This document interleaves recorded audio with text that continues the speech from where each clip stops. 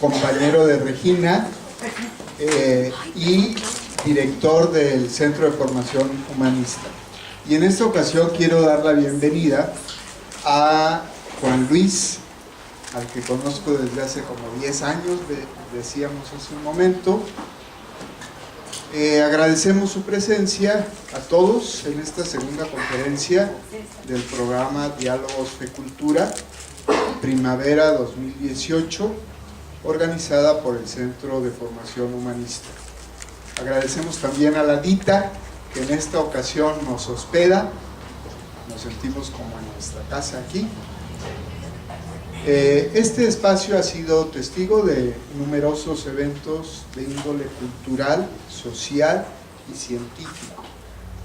El día de hoy tenemos la conferencia titulada Elecciones 2018, ¿habrá rebelión de los electores?, que será impartida por el maestro Juan Luis Hernández Avendaño, quien es actualmente director del Departamento de Ciencias Sociales en la Ibero Puebla. Me permito a continuación leer un poquitito de su enorme currículum. Juan Luis es politólogo, candidato a doctor en Ciencia Política por la Universidad Autónoma de Madrid, es profesor de Ciencias Políticas desde 1995 y durante 2 décadas ha sido funcionario educativo en las Universidades Jesuitas de México, buscando responder con educación a los desafíos de la realidad. Coordinó la carrera de Ciencias Políticas y Administración Pública en la Ibero Ciudad de México y fue director general académico de la Ibero Puebla, donde también fue rector interino, analista político en medios de comunicación con la perspectiva de empoderar a los ciudadanos. Fundador de la Cátedra Ignacio Ellacuría de Análisis de la Realidad, presente hoy en 7 universidades de América Latina y en España. Fue co-coordinador del libro Democracia Reprobada, la elección presidencial de 2006, publicado en 2010 y premiado por la Biblioteca del Congreso de Estados Unidos como uno de los mejores libros sobre elecciones en México. Coordinó el libro El Rector Mártir, los legados de Ignacio Ellacuría para hacerse cargo de la realidad. Su último libro es El Leviatán, Estrategia Educativa de Aprendizaje situado en México y América Latina. Es colaborador de la Escuela Social y el Observatorio Social del Episcopado Latinoamericano, con sede en Bogotá, Colombia. Los dejamos entonces con el maestro Juan Luis y les pedimos por favor que se registren en las hojas que estaremos pasando y al final que puedan contestar la evaluación que circularemos. Muchas gracias. Bienvenido, Juan Luis. Muchas gracias.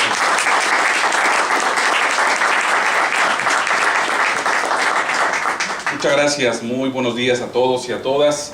Me da mucho gusto estar acá en la Ibero León. Hace muchos años que no tenía oportunidad de venir, después de una época en la que vine por acá muy seguido. Me da mucho gusto ver a algunos amigos y amigas muy queridos y queridas de hace algún tiempo. Muchas gracias de verdad por la invitación. Bueno, no cabe duda que estamos viviendo una de las épocas más interesantes, más desafiantes y más retadoras de nuestra historia. Yo creo que no es ninguna exageración. Vamos a elegir 3.400 cargos de elección popular. Es la elección más grande de la historia de México. Y eso porque muchos estados de la República Mexicana decidieron hacer concurrentes las elecciones estatales, locales, con la elección presidencial. Y por eso 30 estados de la República Mexicana vamos a tener elecciones. Solo 2 estados no van a tener proceso electoral local. El resto, 30 estados, tenemos locales y federales. Eso hace que vayamos a elegir 3.400 cargos. Pero yo creo que la importancia del país no es el número de cargos por elegir, sino más bien qué es lo que estamos viviendo como país hasta este momento, como proceso social, como proceso político, como proceso económico, y por lo tanto, ¿qué perspectivas tiene el proceso electoral en términos de cambio? Es decir, ¿las elecciones son oportunidad para cambiar o son oportunidades para cambiar y seguir igual? ¿O son oportunidades para que los ciudadanos nos empoderemos con nuestro voto? ¿O son oportunidades para que los políticos sigan manteniendo el control de la vida pública del país a partir básicamente de estrategias importantes de control del voto? Me gustaría pensar que hay en este momento dos condiciones sociales que creo caracterizan el ánimo social. Por un lado, parece que hay consenso en torno a que el ánimo social mexicano está concentrado en el hartazgo. Hay mucho hartazgo social. Pero ese hartazgo social tiene diversas salidas. Hay diversas maneras para proyectar ese hartazgo, de muy diversas maneras y con diversas mediaciones. Pero también, en México, la política y el control social se vehiculizan a través del miedo. Y algunas estrategias electorales van a estar dirigidas a provocar miedo en la sociedad y miedo en los electores. Y por lo tanto, otra de las preguntas que podría haber tenido como título esta conferencia es: ¿quién va a ganar? ¿El hartazgo o el miedo? Y son algunas de las ideas para empezar. Permítame entonces compartir con ustedes a partir de lo que hemos visto particularmente en los últimos 2 o 3 años a nivel global en torno al papel de los electores. Yo espero que todos estemos claros que en los últimos años ha habido ciertas elecciones en el mundo que han sido muy interesantes por el papel de los electores, no por el papel de los políticos, sino por el papel de los electores. Es decir, los electores han estado mandando mensajes a la clase política y a los partidos políticos de sus países. Y esos procesos están siendo interesantes para leerlos y para interpretarlos en clave de rebelión de los electores. Por eso, al final me animé a poner este subtítulo: ¿habrá rebelión de electores en México? ¿Estamos en condiciones para rebelarnos los electores? ¿Y rebelarnos de qué o de quiénes? Quiero escoger 3 elecciones globales, internacionales, que de alguna manera plantean esta rebelión de los electores. Voy a empezar por la más clara, por la más contundente, y que es la de nuestros vecinos. Nosotros no estamos contentos por esa rebelión, pero en Estados Unidos hubo una rebelión de electores. El hecho de que hayan elegido a un outsider de la política habla mucho de eso. Donald Trump no pertenecía a ningún partido, ni tampoco pertenecía a la élite política de Estados Unidos. Pertenecía a la élite económica, pero no a la élite política.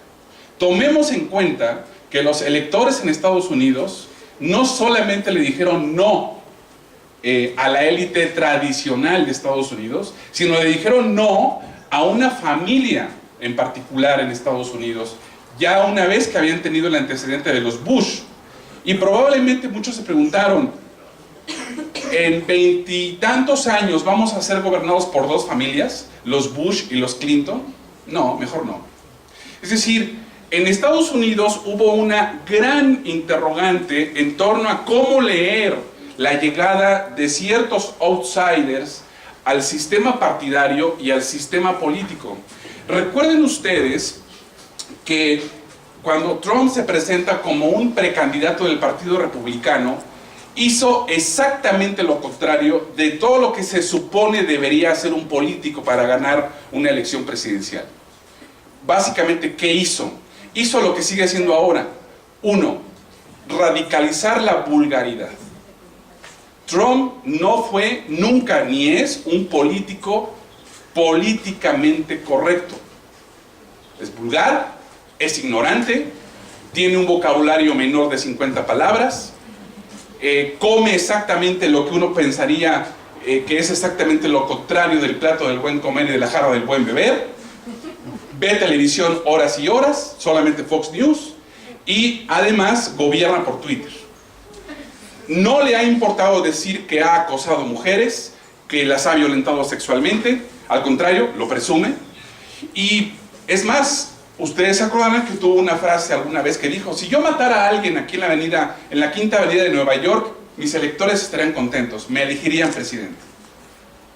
Todas las cosas que hizo Trump, tan solo el 2% de las que hizo o dijo, sería una ocasión para decir: por supuesto, este loco no va a ganar nada. Y sin embargo, ganó la presidencia. Es decir, ¿qué fue lo que ocurrió en Estados Unidos? En Estados Unidos lo que ganó fue el hartazgo. Porque el hartazgo no solo es una condición de los electores mexicanos, es una condición global. En todos los países del mundo, el hartazgo frente a los partidos tradicionales y frente al sistema político tradicional está cada vez más acuciante. En Estados Unidos, entonces, lo que tuvimos es una cosa muy interesante. Donald Trump nunca tuvo el favor de los medios de comunicación. Piensen ustedes que en Estados Unidos pasó un poco lo que pasó en 2006 con respecto a López Obrador. Es decir, los medios de comunicación lo acabaron. Los medios de comunicación en Estados Unidos dijeron que era un peligro para Estados Unidos y para el mundo. Los medios de comunicación investigaron todo lo que hizo. ¿Qué fue lo interesante, estimados amigos? ¿Qué fue lo interesante? La gente en Estados Unidos eligió a Trump contra todo y contra todos. Eso es lo interesante. Eso es lo interesante de Estados Unidos en términos de proceso político. Es decir, no les importó lo que dijera el New York Times, el Washington Post, la CNN. Es decir, los medios de comunicación dominantes de Estados Unidos estaban con Clinton. Y los medios de comunicación dominantes en Estados Unidos vapulearon a Trump. Y la gente dijo: no me importa. Entonces, esta primera rebelión de los electores me parece interesante. Insisto, a nosotros no nos gusta, pero solo quiero decir dos cosas interesantes. Ya pasó un año.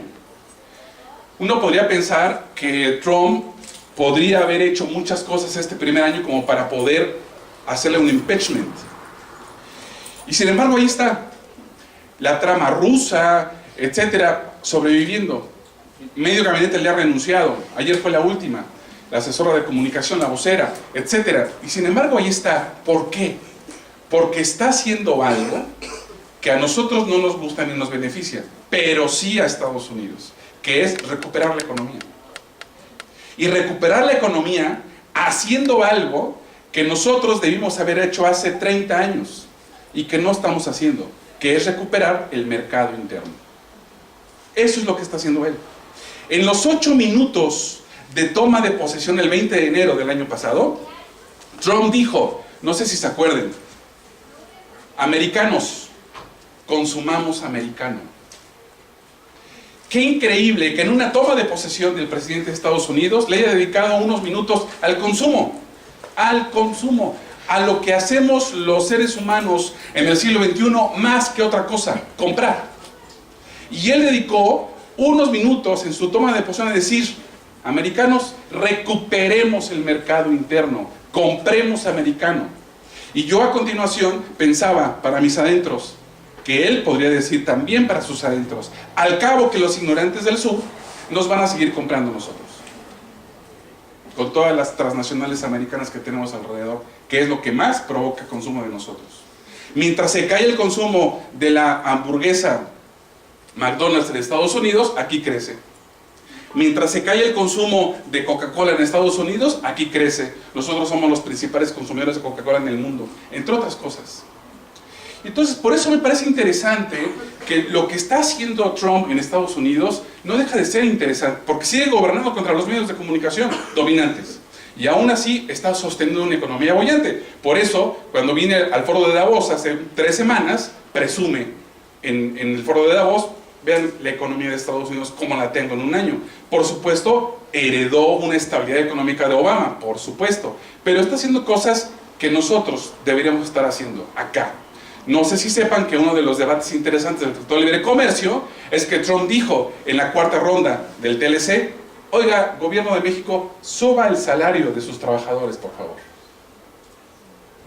Lo que nosotros no hemos sido capaces de hacer los últimos 40 años, es decir, recuperar el salario mínimo, parece que podría hacerlo gracias al TLC y gracias a la presión de Trump para que aquí suban los salarios. Presión de Trump para seguir en el TLC, que suban los salarios en México. Increíble. Rebelión de los electores. Voy a la segunda elección, Francia. Como ustedes saben, a continuación hubo elecciones en Francia y todo el mundo pensó que el mundo se iba a venir abajo si ganaba Marine Le Pen. Marine Le Pen, hija de Jean-Marie Le Pen, el fundador del Frente Nacional, un partido xenófobo, racista, ultranacionalista y anti-europeo. Jean-Marie de alguna manera hizo avanzar al partido, pero quien lo hizo avanzar más fue su hija, Marine Le Pen. Marine estaba arriba en las encuestas, era la número 1 en las encuestas. Pero ¿qué fue lo interesante? Lo interesante es que los electores franceses hicieron una rebelión de los electores muy interesantes. Después de la Segunda Guerra Mundial, después del triunfo de la resistencia y de los aliados en la Segunda Guerra Mundial, hubo dos partidos dominantes en Francia: el Partido Socialista Francés y el partido de Charles de Gaulle. El partido de Charles de Gaulle ahora se llama Unión por un Movimiento Popular, el UMP, cuyo último presidente fue Nicolas Sarkozy, mejor conocido como la esposa de Claudia Bruni, ¿verdad? Entonces, digamos, pero en todo caso recordamos a Sarkozy. Dos partidos dominantes. ¿Qué fue lo que hicieron los electores ahora? Esos dos partidos dominantes fueron aniquilados por los electores, no pasaron a la segunda vuelta. ¿Saben qué significa eso? Significa como si nosotros los mexicanos acabáramos con el PRI y con el PAN, electoralmente hablando. Eso es lo que significó en Francia, que los franceses le dijeran chao al Partido Socialista Francés y al partido de Charles de Gaulle, al partido gaullista, es decir, al centro izquierda y al centro derecha. Eso significa, eso fue lo que hicieron. ¿Y a quiénes empoderaron? A dos outsiders de la política, a Marine Le Pen y pues al actual presidente Macron, que hizo en 8 meses un movimiento social, un movimiento político que se llama En Marche y que terminó siendo ahora pues, su fuerza política que lo aupó a la presidencia. Entonces, ojo, los electores franceses dijeron: nosotros no vamos a elegir a una xenófoba, a una racista que considera que toda la culpa de los problemas de Francia lo tienen los migrantes, y entonces eligieron pues a un personaje, por cierto, formado en la infancia por los jesuitas. Entonces, bueno, pues algo bueno debería tener Emmanuel Macron. Rebelión de los electores, interesante, insisto, los franceses se deshicieron de los dos partidos dominantes de los últimos 50 años. Tercera elección y última para entrar a México. Chile. Acaba de haber elecciones en Chile. ¿Qué pasó en Chile? En Chile pasó una cosa interesante. Bueno, ustedes deben saber que en Chile el proceso electoral es muy distinto a México y también a otras partes de América Latina, porque los presidentes chilenos se pueden reelegir, pero después de un periodo que fue presidente otro. Por ejemplo, ahora fue electo un personaje que ya había sido presidente, pero que tuvo que esperar 4 años para volver a competir. ¿Qué tenemos en Chile? Los electores chilenos, además, le mintieron a las encuestas, porque esa es otra cosa que ha pasado en el mundo. Las encuestas no atinan a lograr medir la intención de voto. En todos los países está mal medido. ¿Por qué? Porque los electores también no están diciendo la verdad a las encuestas. Eso es algo también muy interesante. En Chile, entonces, ¿qué fue lo que ocurrió? En Chile, los electores se rebelaron contra los dos partidos también dominantes y decidieron apoyar a dos nuevas fuerzas políticas emergentes, insospechadas. Las dos en los polos ideológicos de Chile. Uno, un partido que decidió sin vergüenza decir que eran los verdaderos herederos de Augusto Pinochet. Y por lo tanto, que necesitaban también tener un espacio en la vida política de Chile. Y tuvo un porcentaje nada desdeñable en las elecciones. Y por el otro lado, yo no sé si ustedes se acuerdan que en el en el año 2011 hubo movimientos juveniles por todo el mundo. Uno de los más importantes fue el chileno, encabezados por una chava, además de guapísima, súper activa del Partido Comunista, llamada Camila Vallejo. Ella y otros universitarios en Chile lideraron una reforma de la educación chilena. Bueno, pues ese movimiento de jóvenes dio lugar a un partido político de más izquierda que tuvo el 20% de votos y que estuvo a punto de pasar a la segunda vuelta electoral. A punto. ¿Pero qué significó eso? Que los electores chilenos efectivamente dijeron: los tradicionales, basta, empoderemos a otros. Entonces, quiero cerrar esta pequeña introducción diciendo: oigan, algo está pasando en el mundo que cuando hay elecciones, los electores han decidido tomar el control del proceso electoral y han decidido mandarle a los políticos y a los partidos mensajes muy puntuales. ¿Como cuáles? Como partido político que has gobernado 50 años este país, ya no te necesito. ¿Estamos listos para hacer nosotros eso? Vamos a ver.